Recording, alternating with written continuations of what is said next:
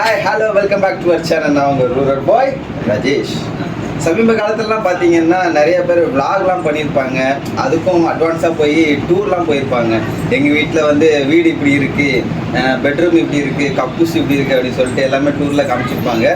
எனக்கு தெரிஞ்சு யூடியூப் தலை வரலாற்றுலேயே முதல்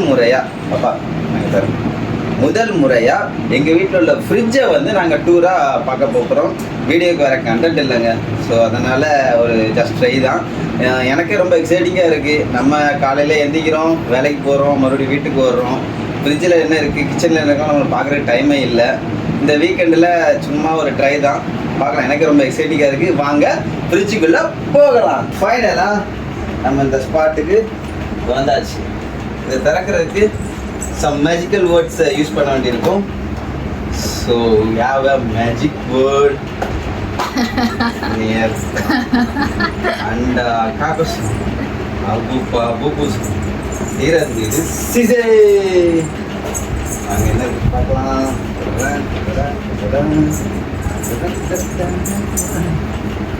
ஓகே லெட்ஸ் see. சாப்பாடெல்லாம் பார்ப்போமா? அதில் என்ன இருக்கு? நெல்லிக்காய்ங்க.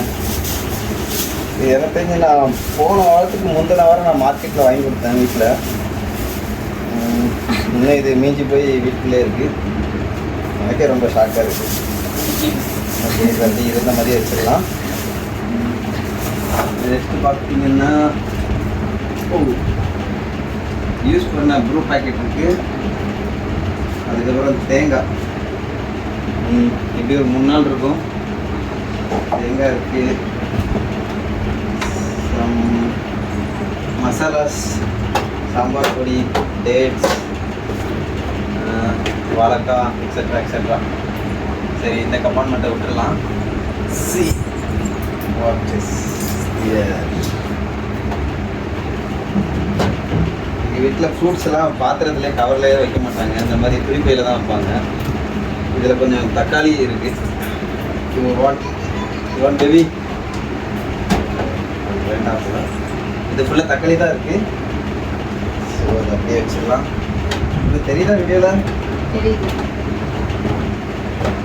அதுக்கப்புறம் பார்த்தீங்கன்னா பீட்ரூட் இருக்குது. இதுவும் நான் இதுக்கு போன வாரம் தான் இதெல்லாம் வாங்கி கொடுத்தேன் வீட்டில்.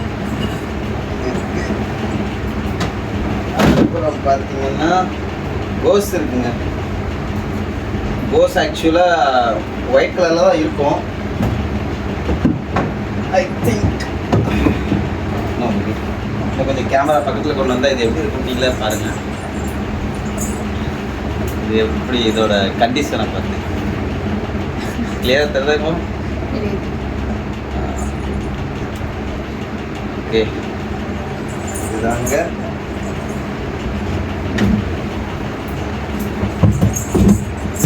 டிபார்ட்மெண்ட் முடிஞ்சது. அடுத்து என்னது இருக்கு? பரோட்டா. தூத்துக்குடியில் வந்து ஃபேமஸானது பொரிச்ச பரோட்டா தான். லாஸ்ட் டைம் வாங்கும்போது கொஞ்சம் எக்ஸஸ் ஆயிடுச்சு. அது நான் வந்து இன்னும் வீட்டுக்குள்ளே இருக்குன்னு சத்தியமாக எதிரே பார்க்கல. பார்க்குறதுக்கு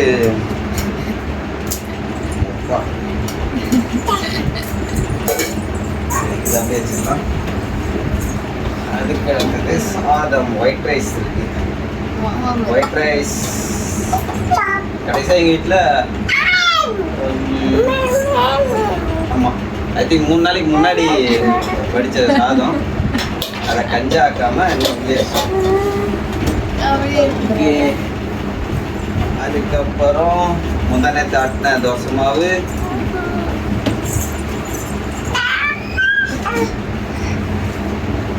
it's a highlight biryani. Panguni உத்திரத்துக்குனால எங்கள் வீட்டில் ஒரு 3 நாளைக்கு முன்னாடி பிரியாணிலாம் வந்துச்சு கோயிலேருந்து. இது காலி ஆகிறதுக்கு சில மாதங்கள் ஆகும். ஏன்னா இந்த பாத்திரம் ஃபுல்லாக பிரியாணி தான் இருக்குது. நீங்கள் பார்க்குறீங்கல்ல, இந்த பாத்திரம் ஃபுல்லாக பிரியாணி தான் இருக்குது. காலை மாலை இரவு ஏன்னா 3 வேலையை பிரித்து இதை டைவர்ட் பண்ணி காலி பண்ணிடுவோம். ஸோ அவ்வளோதாங்க. எங்கள் வீட்டுக்கு ஃப்ரிட்ஜ் டூர் முடிஞ்சுது.